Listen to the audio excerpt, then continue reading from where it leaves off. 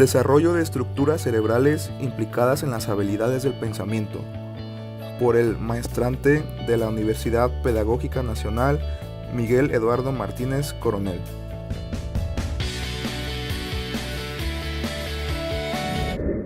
Buen día, soy el maestrante Miguel Martínez y el día de hoy les expondré un poco acerca de mi investigación realizada, cuyo título es el desarrollo de las estructuras cerebrales implicadas en el desarrollo de las habilidades del pensamiento. Para esto daré respuesta a una pregunta principal, la cual dice: ¿con qué capacidades cognitivas nacemos los seres humanos? ¿Cuáles se van desarrollando y cuáles se construyen con la interacción con el medio y la educación formal? La siguiente información que mostraré servirá para dar respuesta a esta pregunta y a otros cuestionamientos. Para comenzar, explicaremos un poco la manera en que se van desarrollando el pensamiento desde el momento de la concepción, pero para eso invitamos a una psicóloga para que nos explique un poco más acerca del tema. Bienvenida. Muchas gracias por acompañarnos y por aceptar esta invitación. Gracias. Me gustaría comenzar haciéndole una pregunta. ¿De qué manera comienza el desarrollo de las estructuras cerebrales? Bueno, cuando hablamos del desarrollo de estructuras cerebrales, pues nos vamos a dar cuenta que es un proceso bastante complejo, pero que al final de todo, cuando este es normativo, nos lleva al desarrollo de diversas habilidades y capacidades del ser humano, ¿no? Del comportamiento, del pensamiento, del lenguaje y de otros más que guían el andar y la vida de cada persona.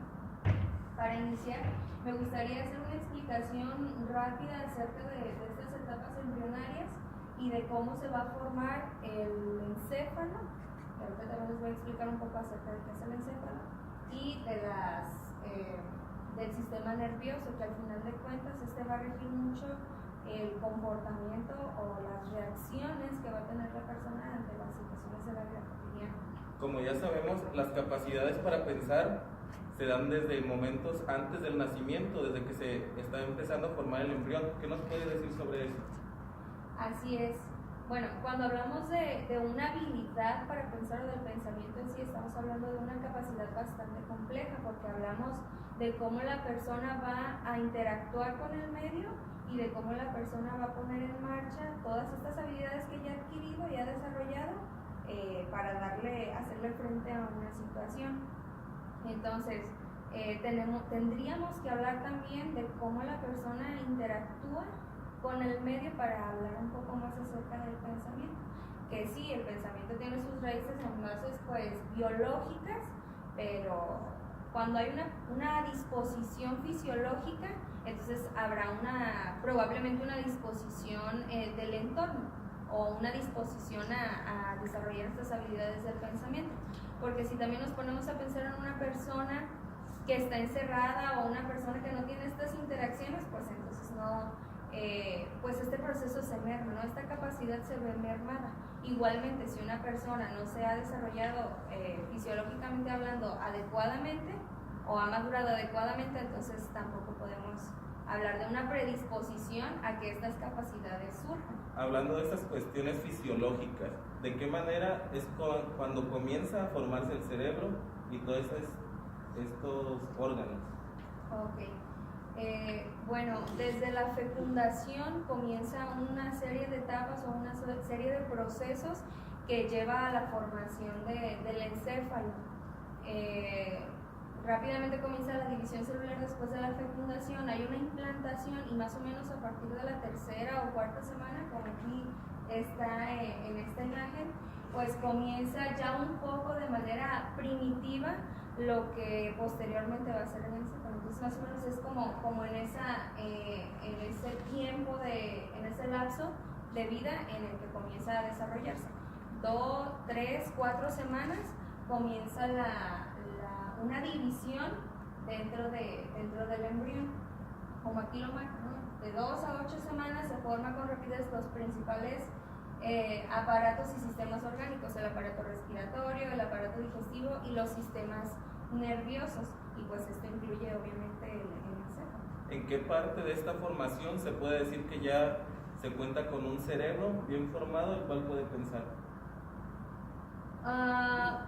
más que pensar, yo me iría a hablar a cuestiones sensitivas, ¿no? Cuestiones como que el feto, en este caso el feto o el embrión, comiencen a recibir estímulos táctiles, sensoriales, auditivos, y que estos sean recibidos por el encéfalo y por todo este sistema nervioso. Entonces ya podemos hablar de que de que estas estructuras comienzan a funcionar antes del nacimiento, ¿no? Como pensamiento, yo te podría decir que como es una capacidad un poco más compleja, podemos hablar de pensamiento ya post, ¿no? Pero podemos hablar de cómo el embrión o el feto ya a partir de ciertas semanas pues comienza a reaccionar ante los estímulos ambientales, ¿no? Los estímulos no solamente externos a la madre, sino también los externos a él, ¿no? La placenta, todo esto que está fuera de él y que es lo que conduce los sonidos del exterior. Entonces podemos afirmar que aunque desde manera innata se cuenta con ciertas capacidades, es hasta después del nacimiento, con esta interacción con el medio, que ya se puede hablar de pensamiento. Podemos, como te comentaba, ¿no? El pensamiento es una capacidad bastante compleja. Entonces necesita primero de la predisposición fisiológica o morfológicamente hablando, del desarrollo, de la maduración de estas estructuras para que pueda existir esta capacidad. Entonces ambos áreas o estas dos son importantes, tanto el exterior como desde antes, desde la maduración, ¿no? Que sabemos que la maduración de las estructuras o el desarrollo cognitivo, pues sí está más implicado con ya después de que ha nacido, ¿no? Después cuando empieza a relacionarse o a interaccionar con otras personas y adquirir conocimientos. Muy bien, muy interesante esta información. Me gustaría continuar con otra pregunta. ¿Cuáles son las partes que conforman a un cerebro? Ya que está bien concluida esa formación, ¿qué partes la integran?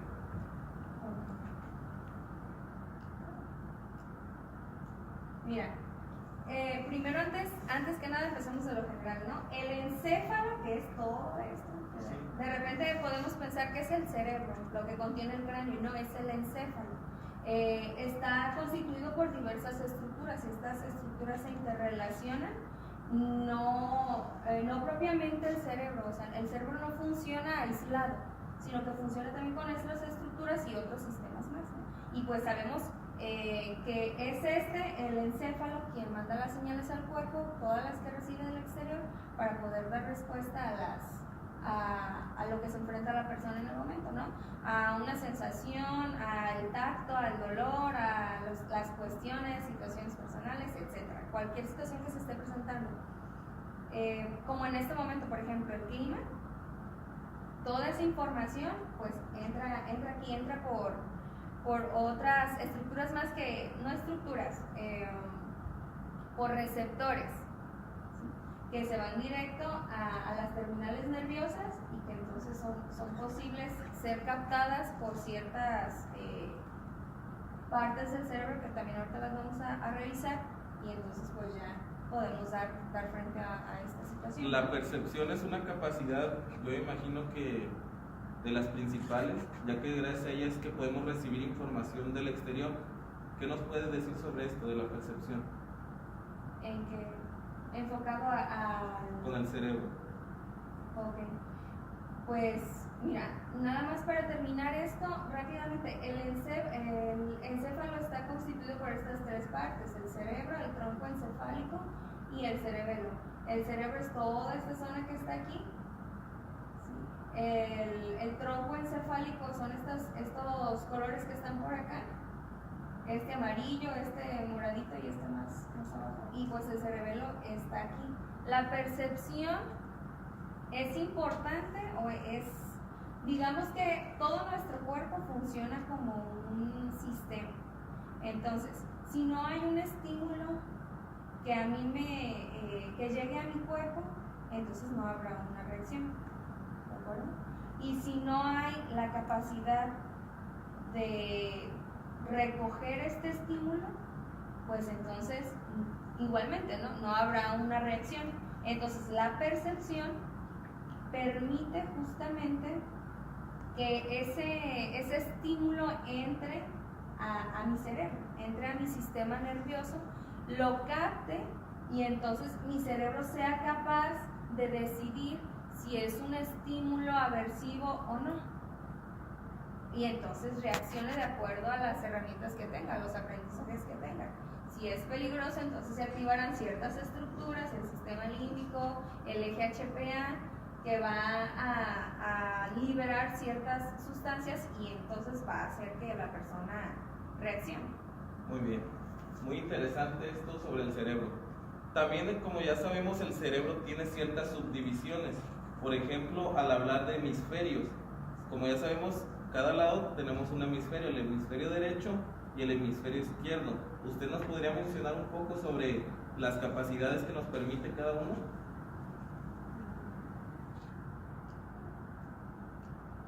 Como bien lo comentabas, el cerebro está dividido en dos partes, hemisferio izquierdo y el hemisferio derecho. Generalmente cuando hablamos del hemisferio izquierdo hablamos de un cerebro más lógico, más racional, y cuando hablamos del hemisferio derecho hablamos más de cuestiones emocionales o de cuestiones sensitivas, ¿sí?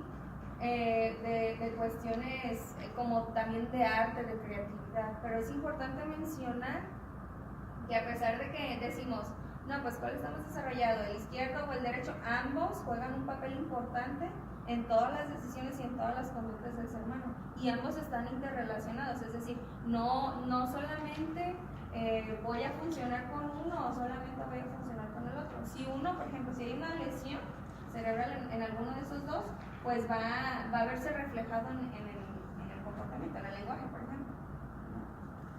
Y entonces los dos, al estar relacionados, pues forman parte importante al momento de reaccionar, de aprender o de cualquiera de estos procesos, ¿no? La parte derecha está más implicada en cuestiones de lenguaje, en cuestiones de lectura, en cuestiones creativas, de arte, también en cuestiones espaciales, en cuestiones sensitivas, de movimiento. Y la parte izquierda está fuertemente más implicada a la cuestión racional, a la cuestión de las matemáticas, a la cuestión de procesar información, del razonamiento, y de todo esto que tiene que ver con cuestiones como un poco más cuadradas.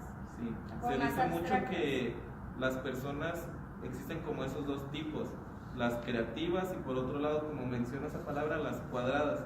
¿Es cierto esto? Hay personas que tenemos más habilidades y otras cada uno tenemos diferentes habilidades y hemos desarrollado diversas habilidades.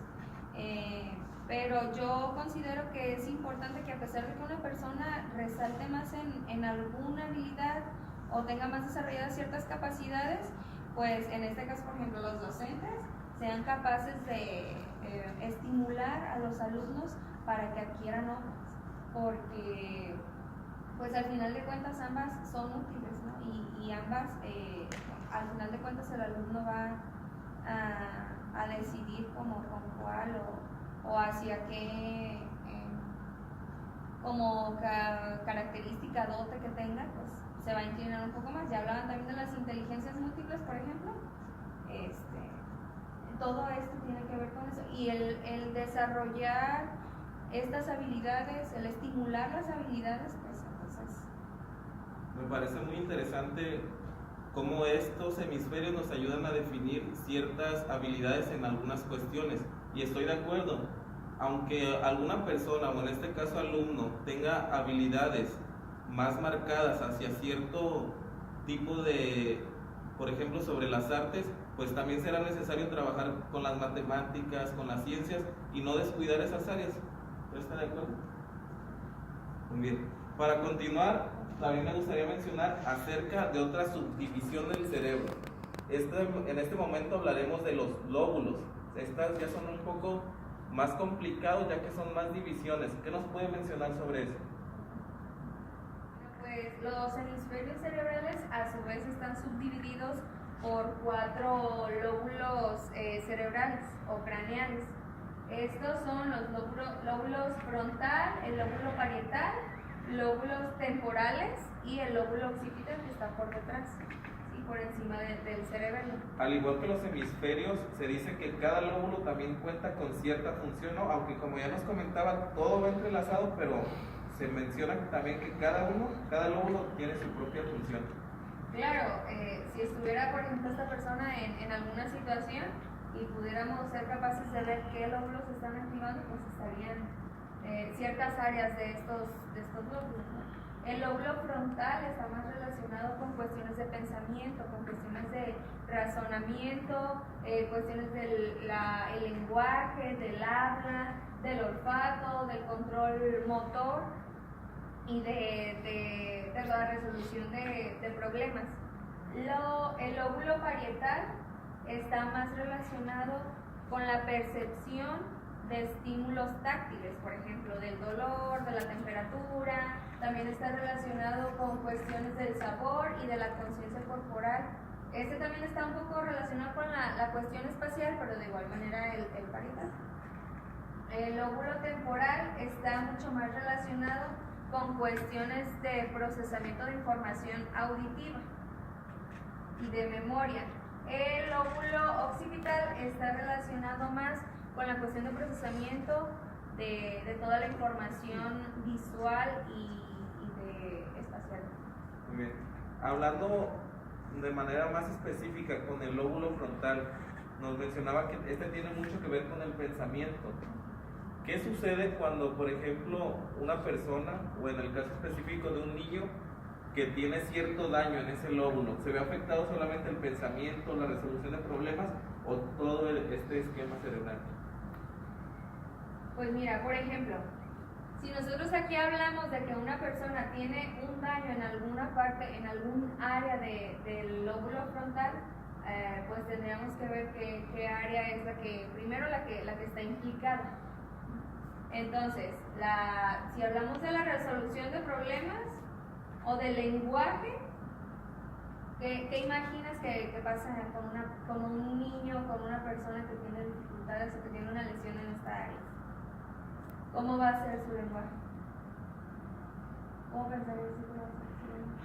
Pues yo creo que también se vería afectado este lenguaje, ya que, pues, como ya sabemos, el cerebro es una estructura que, aunque está subdividida, es uno solo. La manera de comunicarse también, ¿verdad? Sí. En cómo lo hace o cómo lo interpreta. Pero, insisto, aquí tendría que ver qué área es la que está afectada, si el área de Wernicke o el área de Broca, que tienen diferentes funciones. El control motor también, esto lo vemos mucho en niños de USAER, que de repente no son muy coordinados, que no se les dificulta correr, que se les dificulta comunicarse, ¿sí? Se les dificulta la resolución de problemas en cuestiones más de ejecución, no los logran. Y todo porque hay una lesión, ¿no? Pero en este caso, si por ejemplo nosotros sospechamos de alguna lesión cerebral, lo mejor sería pues referir al niño con un especialista, con un neuropediatra, con un neurólogo, quizá también que lo valore un neuropsicólogo. ¿Qué recomendaciones nos puede dar usted con el trabajo de estos niños si no se tiene el acceso rápido a un especialista? ¿Qué puede hacer un simple docente para trabajar con un niño, por ejemplo, que cuenta con problemas en el razonamiento? Pues de entrada se sugiere que se hagan adecuaciones. Muchos especialistas y profesionales de diversas áreas no están de acuerdo en las adecuaciones. En mi caso yo sí estoy de acuerdo con esto, porque entonces el proceso se individualiza y puede ser más acorde a las necesidades educativas que tiene el niño. Entonces, para empezar, las adecuaciones. Desde mi área se puede realizar una evaluación y entonces a partir de esa evaluación pues podemos determinar qué áreas o qué capacidades son las que están mayormente afectadas, o más que eso, cuáles se pueden estimular más en ese sentido. Y entonces se dan las sugerencias al docente, ¿no? De acuerdo a los contenidos, nuevamente lo comento, las adecuaciones. Adecuar de acuerdo a cómo él vaya, al proceso que él vaya llevando, como lo vaya observando el docente. Pues no me queda más que agradecerle por esta aportación y sobre todo por los consejos. Muchas gracias por aceptar esta invitación. Gracias. Con base en lo que nos explicó la psicóloga, continuaremos manejando un poco de información sobre el desarrollo humano. Y qué mejor que hablar de Jean Piaget. Este autor, aunque actualmente es muy criticado ya que se cree que sus ideas están muy desfasadas, pues no deja de ser un gran referente para hablar sobre este tema. Él mencionaba que existen 4 etapas o estadios de la vida, comenzando por la sensoriomotriz, la cual decía que iba en una edad de 0 a 2 años. Después, la preoperacional, que va de los 2 a los 7 años de edad. Una tercera denominada de operaciones concretas, que va de los 7 a los 12 años de edad. Y por último, una etapa denominada de operaciones formales, que va de los 15 años en adelante. Aunque como ya sabemos, es necesario indicar que estas edades son solamente un aproximado, ya que está bien reconocido que cada persona se desarrolla a su propio ritmo y a su propio nivel. Pero para esto explicaremos de manera general cada una de estas 4 etapas. Comenzando con la etapa sensoriomotor o sensoriomotriz. Esta sigue siendo sin representación interna. Maneja lo que se llaman reacciones circulares. Las principales son las reacciones primarias y las secundarias. Las primarias son aquellas en las que el individuo interactúa con su propio cuerpo. Por ejemplo, cuando vemos que un niño se chupa el dedo, al interactuar con su propio cuerpo será una reacción primaria. En cambio, si interviene un factor externo al niño, por ejemplo, cuando el niño trata de mover un cubo, aun cuando no sea capaz de sostenerlo y llevarlo de manera ordenada, se está hablando de una reacción secundaria, ya que está interviniendo con otros objetos. Es también durante esta etapa que se da el descubrimiento por experimentación, ya que el niño no cuenta con la suficiente información preexistente, será necesario que interactúe con el medio. Su principal medio de interacción será con su madre y con su padre, o familiares muy cercanos, y será gracias a ellos que irá descubriendo el mundo. La siguiente etapa es la preoperacional. Esta etapa va más o menos cuando los niños están en el preescolar. El pensamiento es totalmente simbólico y los niños trabajan mucho la imitación. Para ellos es como un juego, imitar al papá y a la mamá, jugar a los piratas como se muestra en la imagen. Es en esta etapa en la que los niños son muy curiosos y les gusta preguntar sobre todo, y además de hacer esas imitaciones. Es gracias a estas preguntas que realizan los niños de manera constante que continúan descubriendo acerca del mundo. El pensamiento aún no llega a ser lógico. Siguen creyéndose lo que les dicen los papás o las mamás, no se dejan llevar tanto por la lógica. Un tercer estadio, denominado de operaciones concretas y con el cual yo tengo mayor experiencia, es en el que ya existe un pensamiento mucho más flexible. Empieza a crear ciertas conjeturas, aunque no de orden tan superior. Se comienza a pensar con ideas de más de una dimensión. Por ejemplo, toma en cuenta los diferentes puntos de vista o ideas de diferentes personas. También en estos empiezan a existir pensamientos mucho más complejos que los que tenían anteriormente. Y es muy importante saber que en esta etapa es muy necesario el utilizar el material concreto para que los niños aprendan. Por ejemplo, en las primarias, al trabajar con cualquier tema, se recomienda que los niños puedan manipular objetos para que puedan aprender mucho más rápido. Por último, la denominada etapa de operaciones formales es la abstracción sobre los conocimientos concretos. En esta se supone que el individuo está llegando a una etapa en la que se están terminando de llegar a ciertas ideas mucho de orden superior. El razonamiento es lógico, pero también deductivo e inductivo. ¿Qué quiere decir esto? Que a partir de ideas que se le dan, la persona puede llegar a ciertas conjeturas o a ideas propias. Ya no será necesario solamente dejarse llevar por lo que le dicen los adultos, sino que él mismo será capaz de procesar ese pensamiento para crear ideas. El desarrollo de la personalidad es muy importante en esta etapa, ya que se cree que es aquí donde los jóvenes buscan su identidad. Es por esto que llegan a tener ciertos problemas, ya que se encuentran en una etapa de muchos problemas. Incluso esta etapa es conocida como adolescencia, ya que se cree que estos jóvenes adolecen, pero no tanto en cuestiones físicas, sino más bien en cuestiones emocionales. Y también intervienen algunos conceptos morales. Para continuar tratando de dar respuesta a nuestra interrogante principal, ahora mencionaremos un poco acerca de otro tema de vital importancia, las habilidades del pensamiento. Y para esto vamos a hacer mención de Maureen Priestley. Ella mencionaba o indicaba que las habilidades del pensamiento se podían clasificar en 3 tipos y que se iban desarrollando de manera secuencial, comenzando por las del tipo literal, continuando por la inferencial y por último las de orden crítico. Cada una de estas habilidades necesita de la otra para irse desarrollando. Por ejemplo, las de orden inferencial primeramente necesitan de las de inferencial para poderse crear. No se puede llegar a las de orden crítico sin antes haber pasado por todas estas. Llevan una lógica secuenciada. Por ejemplo, las de orden literal, que son percibir, observar, nombrar, identificar, recordar y secuenciar, son habilidades muy básicas que incluso niños muy pequeños pueden realizar.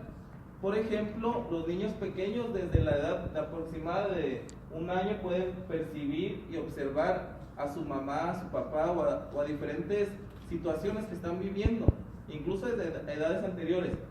Gracias a esta observación y a esta percepción pueden lograr, por ejemplo, emparejar o identificar detalles, que son habilidades de orden un poco superior, pero que siguen estando encasilladas dentro de lo literal. Después los niños en edades, por ejemplo, preescolares, pueden llegar a secuenciar u ordenar. Es cuando, por ejemplo, la maestra le da cierto número de lápices de diferentes tamaños para que ellos los ordenen. Entonces ellos hacen uso de su visión y de su percepción para poder identificar el tamaño de cada uno de esos lápices sin ni siquiera tocarlos. Realizan esa habilidad y entonces ya lo pueden hacer de manera física. Una vez que se tiene bien dominadas estas habilidades, se puede subir a la habilidad de orden inferencial, que es, por ejemplo, inferir, comparar, contrastar, categorizar, describir, indicar, causa y efecto, predecir, estimar, analizar, sintetizar, generalizar y la resolución de problemas, la cual es la de mayor orden en este esquema. Para esto, por ejemplo, el niño necesitará describir o explicar algo, explicar qué es lo que hace durante su día, también ordenar esas formas, ese seguimiento del día que está haciendo. Puede analizar ciertas ideas de otras personas o incluso las ideas que él va produciendo a partir de sus ideas preexistentes. Ya que puede analizar, el niño podrá generalizar y resolver problemas. Los problemas se refieren no solamente en cuestiones matemáticas, resolver problemas de todo tipo. Por ejemplo, cierto problema que se le presenta en la escuela o en su casa. Los maestros en la edad que trabajamos en las primarias, trabajamos mucho con este tipo de orden, el inferencial, ya que estos niños están en la etapa del desarrollo en la que pueden trabajar todas estas habilidades y también las de abajo, pero son más encabezadas a estas de la parte del medio. Por ejemplo, podemos hacer que un niño sea capaz de predecir o estimar a partir de ciertos datos que se le dan. Continuando con el desarrollo de estas habilidades, y una vez que se tienen dominadas todas estas, se puede llegar a las de orden crítico, las cuales son muy difíciles. Aunque no lo parezca, es necesario que los niños, o en este caso, muchas veces ya hasta que llegan a ser jóvenes, pueden llegar a trabajar estas habilidades. Las de juzgar, criticar, pueden juzgar o criticar su pensamiento o las ideas de otras personas. También pueden evaluar, de igual manera, evaluar su propio procesamiento o el de otras personas. Tiene mucho que ver con la metacognición, que el estudiante, o en este caso el joven, sea capaz de reconocer cuál es su proceso de pensamiento y cuál es la manera de mejorarlo. Y por último está eso que es la metacognición. Con base a la entrevista realizada y a la exposición del desarrollo de Piaget y de las habilidades del pensamiento, entonces ya podemos llegar a ciertas conclusiones generales. Por ejemplo, que todo esto va implicado en el desarrollo y la maduración de estructuras que propician no solo órganos y sistemas, sino la construcción de la base del actuar humano. ¿Qué quiere decir con esto? Que todo esto, esta formación del cerebro, de sistemas, de neuronas, nos ayudará para en cierto momento llegar hasta el pensamiento e incluso hasta la inteligencia. También se puede mencionar que no se puede especificar una edad exacta o etapa o estadio de la cual de manera tajante para definir qué habilidades del pensamiento se pueden desarrollar, ya que como mencionamos antes, cada persona es un individuo y se desarrolla en su propio sentido y a su propio ritmo. De esta manera, pues no se puede mencionar una edad exacta. Para dar respuesta a nuestra pregunta inicial, podemos concluir que de manera biológica los seres humanos desde incluso antes del nacimiento contamos con ciertas capacidades que se van formando de manera biológica, pero es después del nacimiento en que el niño, o en este caso el bebé, va interactuando con el medio, con las personas que lo rodean, para ir adquiriendo ciertos conocimientos, los cuales servirán como base para ir desarrollando su pensamiento y de manera posterior las habilidades del pensamiento. Como ya mencionamos, las habilidades no se puede decir que van de cierta edad y que continúan a partir de otra edad, sino que se van desarrollando en cada persona de manera diferente. También me gustaría mencionar acerca del concepto de construcción y desarrollo. De manera personal, me gusta más hablar de desarrollo de habilidades del pensamiento, ya que estas habilidades, los docentes lo único que podemos hacer es desarrollarlas. Los individuos construyen su propio conocimiento y es a partir de eso que nosotros podemos ayudarles a desarrollarlas. Considero de suma importancia este tipo de investigaciones, ya que servirán también para otros docentes esta información para que lo puedan aplicar en sus grupos o en sus escuelas. Agradezco la atención prestada, que tengan un excelente día.